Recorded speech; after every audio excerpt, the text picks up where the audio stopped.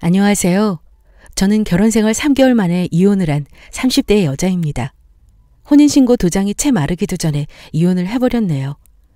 저는 남편과 결혼한 줄 알았는데 저는 시어머니와 결혼한 셈이었어요. 시어머니와의 결혼생활이 어땠는지 궁금하지 않으세요?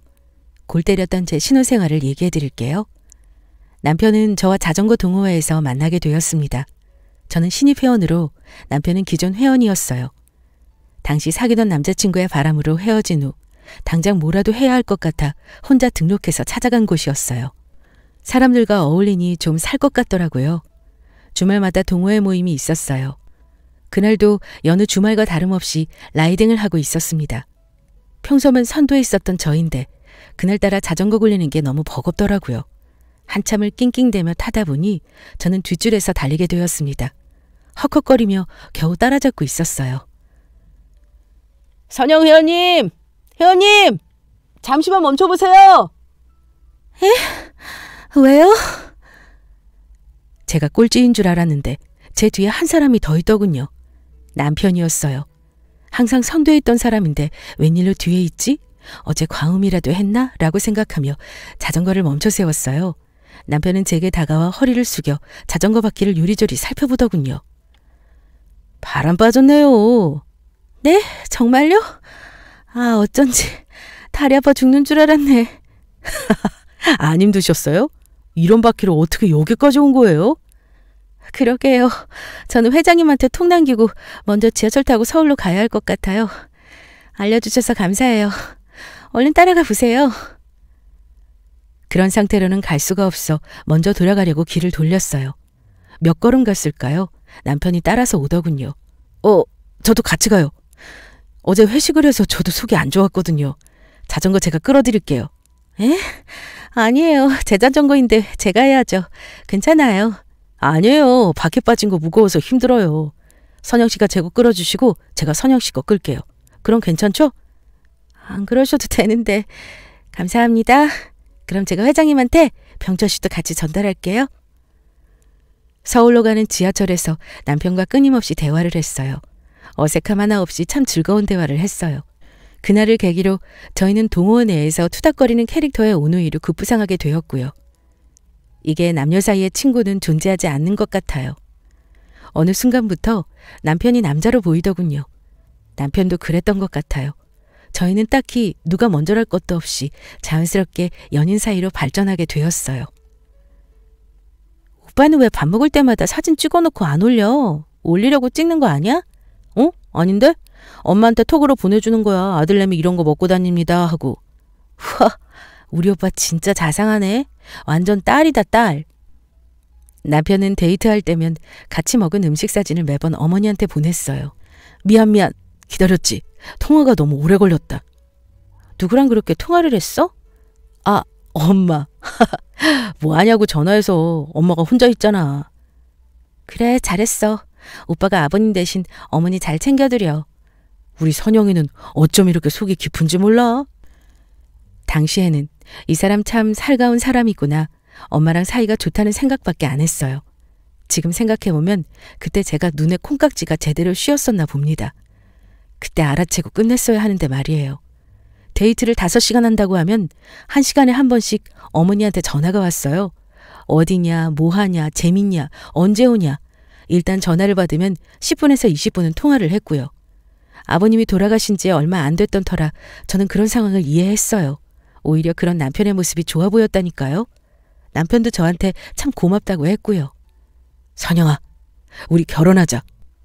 어느 날 남편은 저에게 반지를 내밀며 프로포즈를 했어요. 그날따라 요란스럽게 굴길래 예상은 했었습니다. 와, 그런데 반지는 예상을 못했거든요. 더군다나 제 손에 끼워준 반지는 누가 봐도 헉 소리 낼 만큼 고가의 반지였습니다.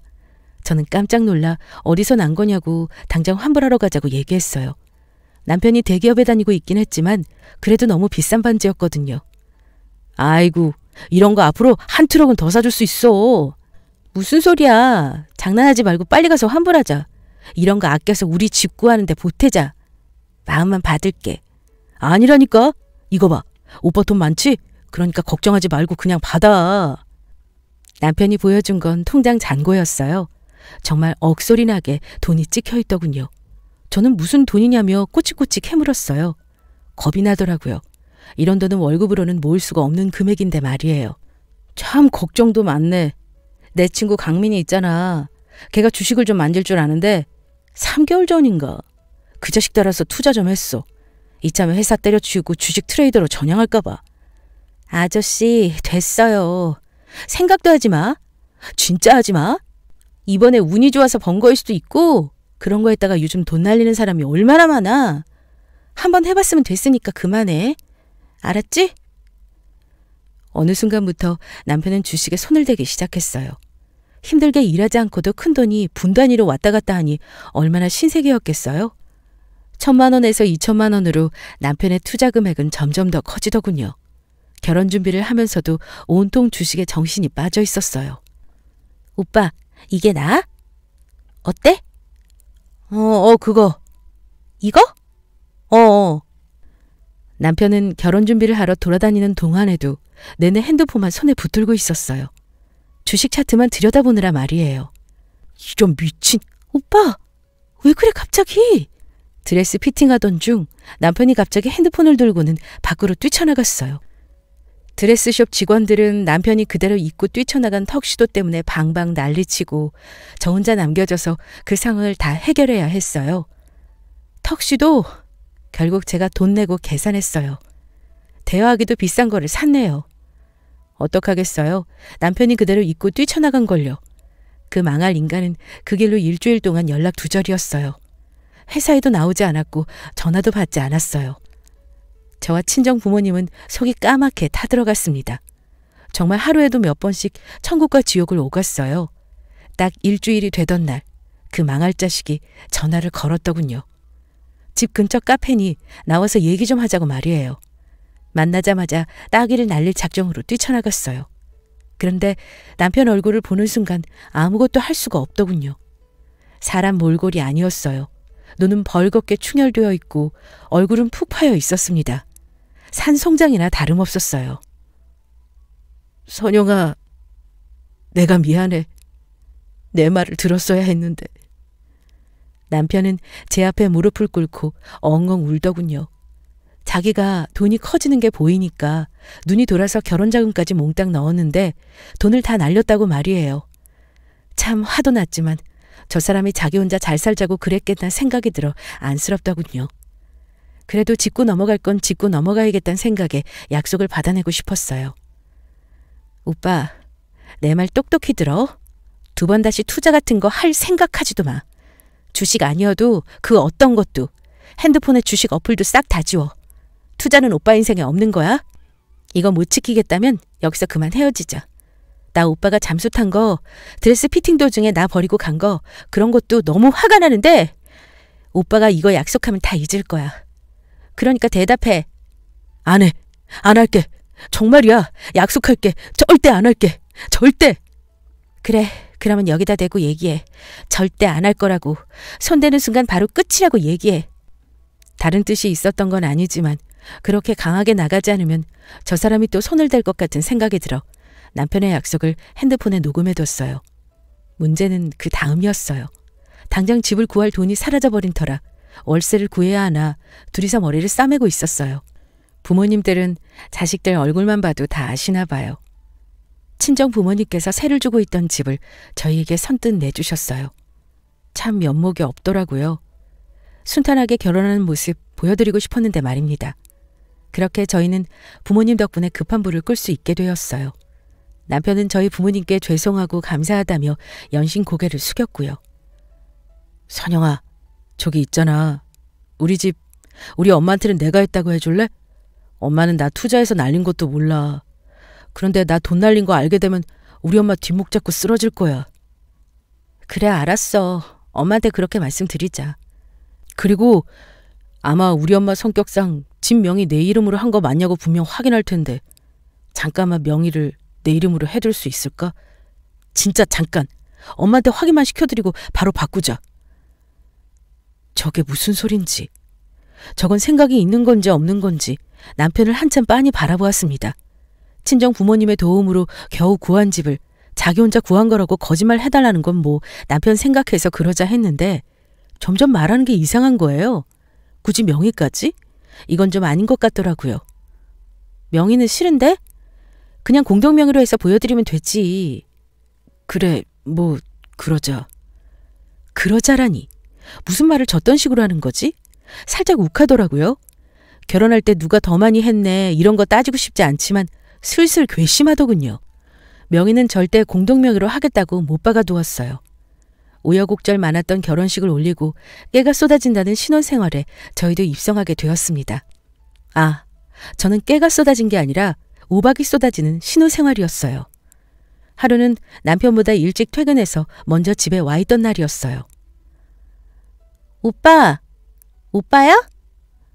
아이고, 미안해서 어째? 오빠가 아니고 시어머니네? 현관 비밀번호를 누르는 소리에 나가보니 남편이 아닌 시어머니더군요. 저 정말 깜짝 놀랐습니다. 퇴근 직후여서 망정이지 잠옷이라도 입고 있었으면 얼마나 민망했을지, 그리고 대체 우리 집 비밀번호는 어떻게 알아낸 건지 황당하더라고요. 어머니, 연락이라도 주시지. 아, 오빠가 현관 비밀번호 알려드렸구나. 그럼 알려줘야지. 너희 둘 다 일하는데 내가 자주 들러서 도와주기라도 해야지. 집도 가까운데. 예, 나는 자식들 챙기는 게 제일 행복하지 않니? 하하하, 네, 그렇죠. 아가, 너도 부담스러워하지 말고 내 엄마라 생각하고 편하게 지내자. 네, 그럼요. 내가 왜 저때 칼같이 잘라내지 못했을까요? 시어머니 집과 우리 집은 걸어서 5분 정도 걸리는 아주 가까운 거리였어요. 시어머니는 저를 얼마나 가족같이 여겼는지 우리 집을 수도 없이 들락날락하기 시작했습니다. 그때부터 저는 남편과의 결혼 생활이 아니라 시어머니와의 결혼 생활이 시작되었어요. 회사에서 근무하고 있으면 시어머니한테서 카톡이 그렇게 와요. 예, 냉장고 청소 좀 해야겠다. 네, 주말에 하려고요. 냉장고 열어젖히는 건 기본이었어요. 냉장고 안에 제가 해둔 반찬통을 일일이 열어서 음식을 확인했습니다. 그리고 제가 한 음식은 개수대에 부어버렸어요. 저는 그걸 모아서 버려야 했고요. 맛이 이상했냐고요? 아니요. 저희 엄마 닮아 손맛 좋습니다. 주변에서 반찬 부탁받을 만큼요. 그런데 저희 시어머니 눈에는 다 싫었나 봅니다. 반찬 모양이 이게 뭐니? 보기 좋아야 맛도 좋다. 에휴, 다 버려라. 이걸 남편한테 내주면 남자가 먹을 맛이 나겠니? 오빠 잘 먹던데. 모양 별로예요, 어머니? 다음부턴 더 신경 쓸게요. 걔가 맛있어서 먹겠니? 네가 얼마나 잡아댔으면 이딴 걸 맛있다고 먹었겠어. 걔 가뜩이나 비위도 약하는데. 아유, 버려라 전부. 내가 너한테 우리 집 차례 음식 사진 보내준 거 있지? 그거 보고 그렇게 해. 세상 아무리 바깥일 한다고 해도 사부인은 너한테 이런 것도 안 알려주셨니? 어이가 없었어요. 저희 친정부모님 동네에서 맛집으로 유명한 식당 운영하세요. 거기서 번 돈으로 우리 집까지 해주신 거고요. 시어머니도 저희 부모님 식당 하시는 거 아셨어요. 그냥 다 마음에 안 들었던 거예요. 남편한테 얘기를 해도 그 마마보이 같은 놈은 계속 지네 엄마를 이해해달래요. 외로우셔서 그런 거라고. 아니, 외로운 거랑 음식이 무슨 상관이에요? 시어머니라는 인간의 횡포는 끊이질 않았습니다. 하루는 회사에서 근무하고 있는데 톡이 계속 오는 거예요. 시어머니한테서 말입니다. 핸드폰을 열어 확인하는 순간 수치심에 손이 부들부들 떨렸어요. 우리 집에 들어와서 제 속옷 서랍장을 열고 제 속옷을 봤나 봐요. 속옷 사진을 찍어 보내더군요. 이런 색은 너무 싸 보이지 않니? 병철이는 이런 디자인 안 좋아할 것 같구나. 바꿔라. 이런 걸 입으니 애가 생기겠니? 남자가 정 떨어지겠다. 상식적으로 말이 되는 행동인가요? 아무리 자식집이어도 저렇게 들어와서 속옷까지 열어본다니요. 거기다가 그걸 사진을 찍어서 보내요? 남편도 저렇게까지 아내 속옷에 관심 두진 않을 거예요. 너무 화가 나서 곧바로 시어머니께 전화를 걸었습니다. 어머니, 지금 뭐 하시는 거예요? 제 속옷은 왜 보신 거예요? 왜 보다니? 그냥 봤지. 너희가 애가 하도 안 생기니까 잠자리도 안 하나 해서. 남자가 잠자리 안 하는 건 여자 문제인데 그래서 내 속옷 본 건데 그게 지금 시어미한테 뭐 하시는 거냐고 물을 일이니? 어머니, 저희 친정 어머니도 제 속옷 가지고 사진 찍어서 보내시지 않아요. 이렇게 어머님 마음대로 제 속옷이나 물건 건드리시는 거 저 기분 나빠요. 그러지 말아주세요. 기분이 나빠? 얘, 가족끼리 그런 것도 못하니? 어? 어디서 건방지게 어른한테 이래라 저래라. 아이고, 얘 알았다. 끊어라. 참 미안하다. 이 늙은 여우 같은 여자가 남편한테 어떻게 얘기를 한 건지 남편은 저에게 전화를 해 엄마한테 무슨 얘기를 했길래 엄마가 저렇게 우시냐고 화를 내더군요. 저는 아무 대꾸 없이 그 늙은 여우가 제게 보낸 카톡 내용과 사진을 그대로 남편에게 보냈습니다.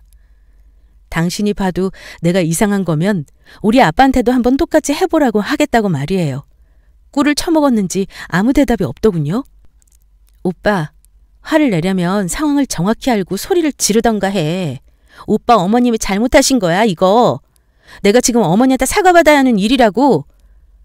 그래도 엄마한테 기분 나쁘다고 직접적으로 말씀드리면 엄마가 서운하시지. 엄마가 고의로 그러신 것도 아니고 가족이니까 그러신 건데. 더 가족 같았다가는 아주 큰 일치를 집구석이더라고요. 말이 안 통하더군요. 저한테 죄송하다고 말씀드리라는 거 이혼하고 싶지 않으면 그만 얘기하라고 했네요. 그제야 입을 쳐 닫더라고요. 그래도 입은 대빨 나와서는 시위라도 하는지 자기가 엄마 집 가서 자고 온다고 하고는 남편 놈은 그날 시어머니 집에서 자고 왔습니다. 한 3일? 시어머니가 안 오더군요. 그제야 숨통이 좀 트이나 싶었어요. 그런데 얼마 안가 또다시 들락거리기 시작했습니다. 시어머니는 저를 애나는 기계로 생각했습니다. 주말 오전 이불을 터는데 바닥으로 뭐가 툭 하고 떨어지더라고요. 부적이었습니다. 누가 한 일인지 알 수 있었어요. 부적을 발견하고 바로 안방으로 들어가 샅샅이 방 안을 뒤졌습니다. 이불에서 부적 1장, 남편과 제 베개에서 부적 1장. 결정적으로 소름이 끼쳤던 건 침대 매트리스 사이에 끼어있는 누군가의 속옷이었어요. 세탁도 안 된 속옷이요. 마침 시어머니가 집으로 왔더라고요. 남편이 있는 앞에서 그대로 바닥에 펼쳐놨습니다. 어머니, 저희 방에서 이게 나왔어요. 이게 뭐야? 엄마, 저게 다 뭐야? 어머, 얘 이걸 꺼내면 어떡해? 내가 어떻게 구해온 것들인데. 아니 엄마 저게 뭐냐고. 부적은 뭐고 저 속옷은 또 뭐야 더럽게. 야, 그런 말 하지도 말어. 이번에 아들 난 여자한테 사정사정해서 구해온 거야. 아니 쟤는 기껏 힘들게 넣어놨더니만 죄다 꺼내놨어. 어휴 속상해 진짜. 시어머니는 저한테 사과 한마디 없이 그것들을 들고 다시 저희 안방으로 들어가려 하더군요. 다행히 남편 놈이 저도 찝찝했는지 시어머니를 막아서더군요. 갖다 버리라고 말이에요. 시어머니라는 여자는 자기 아들이 말하니까 구시렁거리며 다시 나오더군요. 엄마 이런 거 하지 마.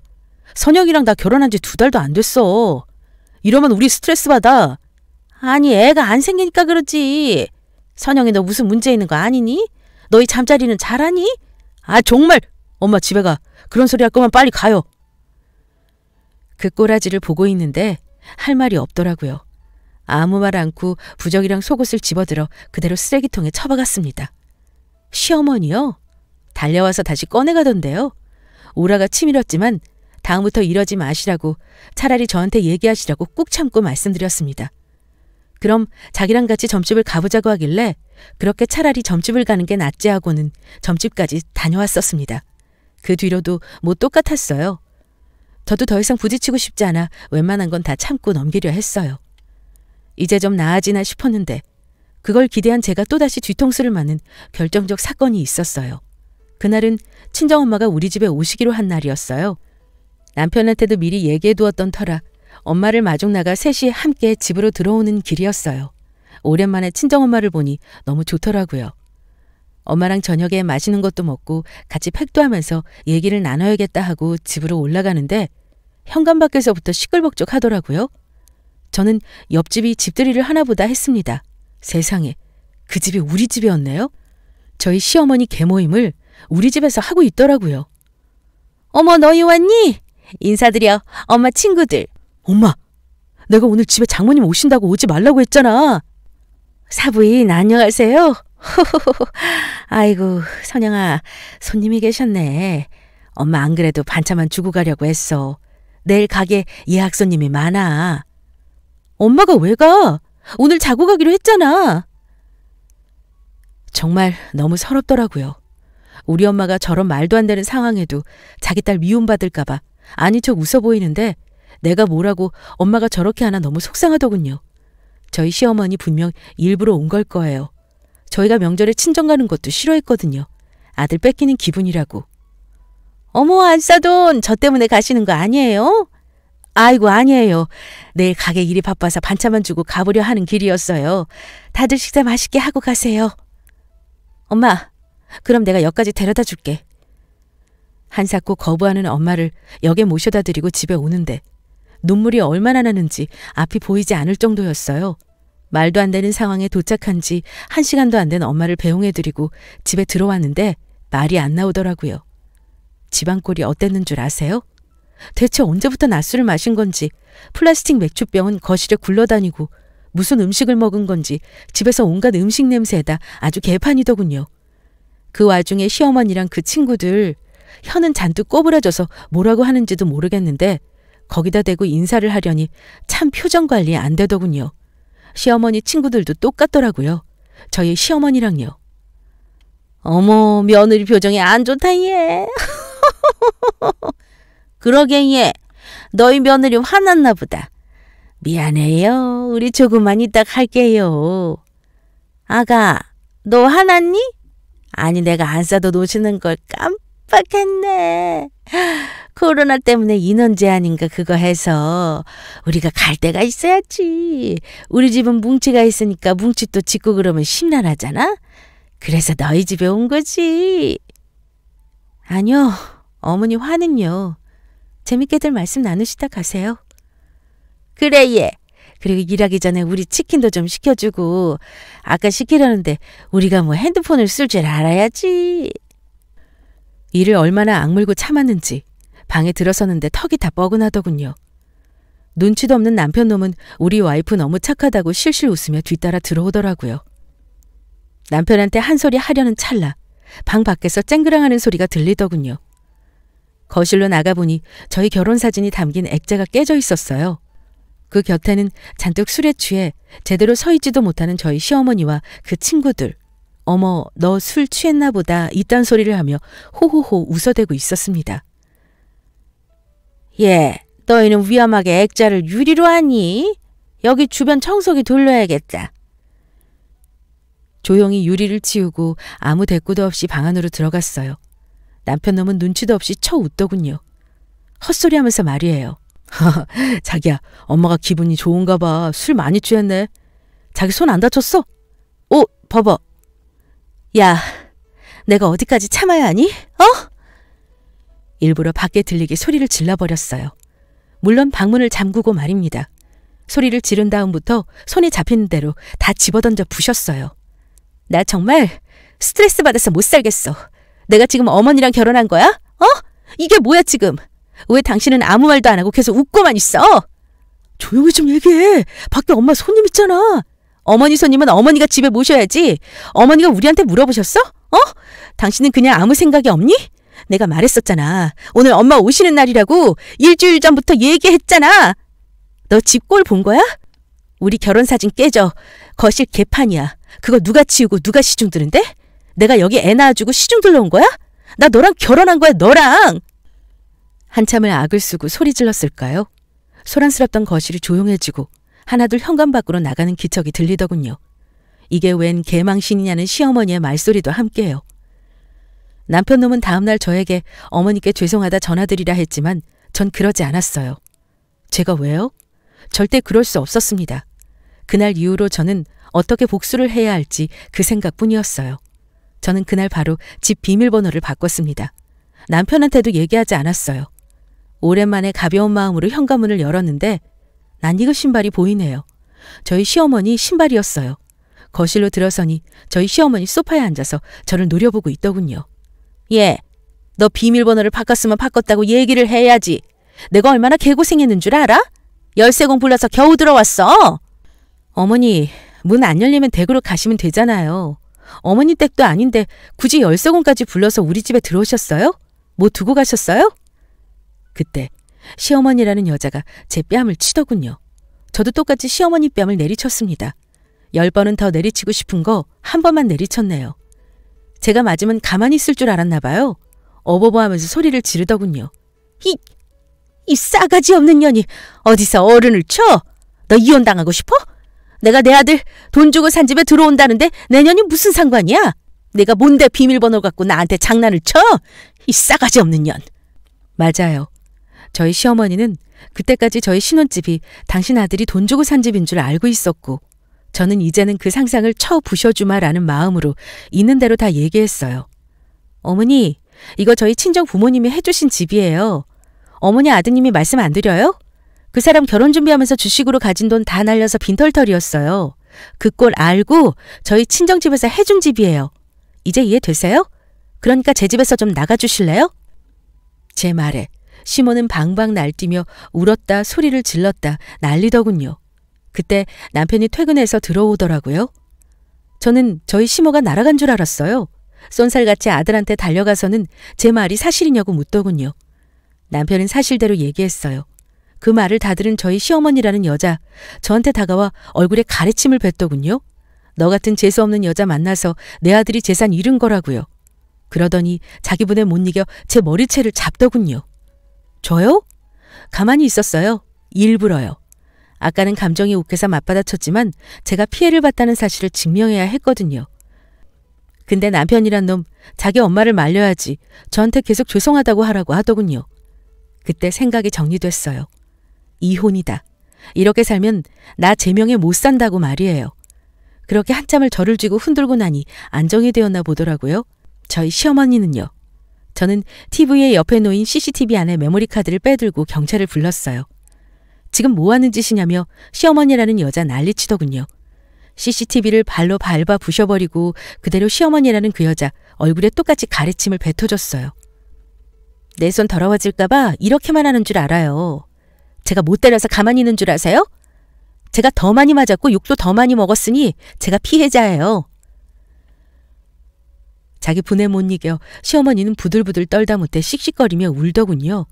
남편 놈도 자기 엄마가 저한테 할 때랑은 다르게 내가 똑같이 하니 저한테 노발대발이더군요. 야, 너 당장 사과 안 해? 너 진짜 미쳤어? 어디다 대고 야라고 해? 야, 나 너랑 이혼할 거거든? 내가 내 짐 다 갖다 버리기 전에 넌 내 짐이나 챙겨. 너 후회할 소리 하지 마. 후회는 내가 하는 거겠지. 나는 너랑 못 살겠어. 내 엄마랑도 못 살겠고. 너는 경찰 오기 전에 짐 챙겨서 좀 나가라. 어? 경찰이 집에 도착했고 그제야 두 모자는 상황 파악이 됐는지 정신을 못 차리더라고요. 남편은 울며 불며 저한테 매달리고 시어머니라는 사람은 끝까지 쌍욕을 뱉으며 자기 잘났다고 우기더군요. 저 눈 하나 깜짝 안 했어요. 마음은 굳혔고 증거도 다 있는데 내가 왜 뭐가 무서워서요? 경찰이 와서 상황을 들었고 시어머니와 남편을 집 밖으로 데리고 나가더군요. 그 길로 저는 현관 비밀번호를 바꾸고 친정집으로 향했습니다. 그 다음으로는 바로 이혼 소송에 들어갔어요. 시어머니도 고소했어요. 폭행, 폭언에 대한 손해배상을 청구해서요. 저한테 손해배상 금액을 물던가 아니면 실형을 살던가 해야 하는데 실형은 죽어도 싫었는지 두 모자가 집 앞까지 찾아와 제발 얘기 좀 하자고 하더군요. 싫다고 했어요. 제가 모아두었던 카톡과 음성 파일 CCTV 기록 보시지 않았냐고. 나는 받을 거 받는 것 뿐이라고 말이에요. 증거를 잘 모아두니 이혼도 속전속결이더라고요. 아, 물론 남편이 가진 게 없어서 위자료는 그다지 많지 않았어요. 대신 시어머니였던 사람한테 손해배상 금액을 받아냈어요. 병원에서 떼온 진단서에 제가 결혼 생활을 하며 먹게 된 신경과 약에 대한 부분까지 청구하니 돈이 꽤 되더라고요. 그 인간들 아들이 대기업 다니는 것 빼고는 아무것도 없어요. 자기들이 살고 있던 집도 전세로 살고 있었던 거고요. 시어머니는 살고 있던 집을 나와서 저한테 돈을 지불했어요. 그 돈을 주면서도 얼굴 좀 보고 얘기하자 찾아오길래 접근금지 신청까지 해버렸네요. 거머리 같은 두 인간을 제 인생에서 제거하니 10년 묵은 채증이 내려간 듯 속이 시원합니다. 요즘 저는 하루하루 행복한 삶을 살아가고 있습니다. 정신없이 긴 글이었을 텐데 끝까지 들어주셔서 감사해요. 여러분들은 저처럼 거머리한테 물리지 말고 건강하고 행복한 사랑을 하시길 바랄게요.